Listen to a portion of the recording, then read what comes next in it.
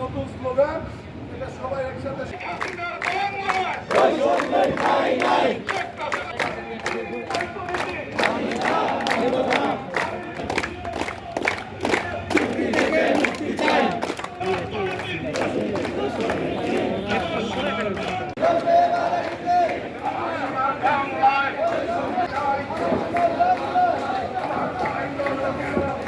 আরবি যে বৈষম্য তৈরি করেছে পল্লী বিদ্যুৎ সমিতি এবং আরবির যে দুই ধরনের সার্ভিস কোড তৈরি করেছে, এই সার্ভিস কোডের কারণে আমাদের মধ্যে যে বৈষম্য সৃষ্টি হয়েছে এটা থেকে আমরা মুক্তি চাই।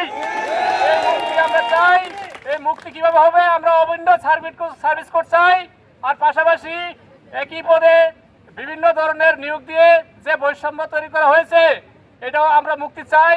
এটা মুক্তি না হওয়া পর্যন্ত আমরা এই নির্যাতিত এই পল্লী বিদ্যুৎ সমিতির ৮০,০০০ লোক ফিরে যাব না। এর জন্য আমরা মাননীয় প্রধানমন্ত্রী, মাননীয় বিদ্যুৎ প্রতিমন্ত্রীর সরাসরি হস্তক্ষেপ কামনা করছি। আরবির কোনো আশ্বাসে আমরা পা দিব না যদি নাকি সরকার থেকে কোনো ধরনের নির্দেশ আসে। আমি আরবিকে বলবো, আমাদের যে দাবিগুলো আছে অতি সত্বর আমাদের এই দাবিগুলো মেনে নেন। আর তা না হলে আপনারা আপনাদের গদি ছেড়ে আমাদের পল্লী বিদ্যুৎ অফিসে আসেন, দেখি কে কাজ করতে কত কাজ করতে পারে আমরা দেখিয়ে দিতে চাই। আর না হয় আপনাদের এই গদি ছাড়তে হবে, কোনোভাবে আমরা ছাড়বো না, আপনাদের এই কৈফিয়ত দিতে হবে।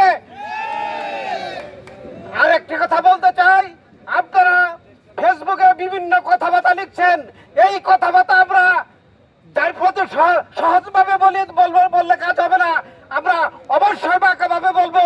আপনারা আসেন, আমাদের সাথে কাজ করেন, হাতে হাত মিলিয়ে কাজ করি, তাহলে আমাদের দাবি দাওয়া পূর্ণ হবে। যতক্ষণ পর্যন্ত আমাদের এই দাবি দাওয়া পূর্ণ হবে না ততক্ষণ পর্যন্ত আমরা এই মাঠ ছাড়বো না।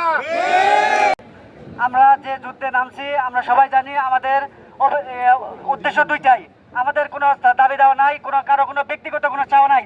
আমাদের চাওয়া একটাই, অভিন্ন সার্ভিস কোড এবং সকল অনিয়মিত চুক্তিভিত্তিক যারা আছে তাদেরকে নিয়মিতকরণ।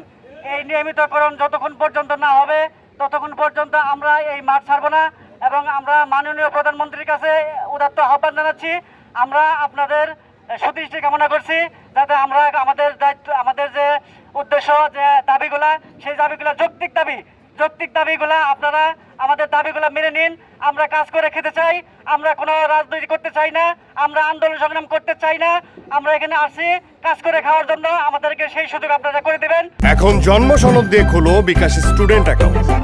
নিজের বিকাশ নিজে কর।